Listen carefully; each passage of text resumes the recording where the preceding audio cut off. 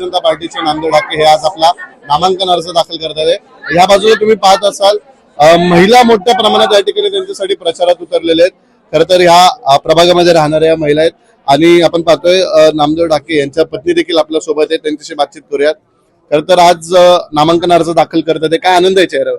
इतके दिवस साहेबांनी काम केलंय, साहेबांनी अशी नाती घट्ट करून ठेवलेली आहेत, त्यांच्याबरोबर सगळे जण एकत्र येऊन काम करतायत, तोच मोठा आनंद आहे मला की सगळ्यांनी त्यांना साथ दिलेली आहे। प्रत्येक जण त्यांना आपला म्हणून समजतोय, तीच मोठी गोष्ट आहे माझ्यासाठी। आपण पाहतोय खूप कमी जागा इथं 100-200 महिला एकाच जागी जमलेल्या आहेत, काय एकंदरीत एवढा पाठिंबा काय त्यांना? त्यांच्या कामामुळे आणि स्वभावामुळे ते कधी कोणीही लेडीज काय आहे ना तरी त्यांना कधी कामाबद्दल कधी नाही हा शब्द त्यांच्या तोंडात नसतो। त्यांच्या प्रेमामुळेच त्या सगळ्या लेडीज त्यांना त्यांच्या पाठीशी उभ्या असतात। पुन्हा एकदा ते निवडणूक लढवतात आहे।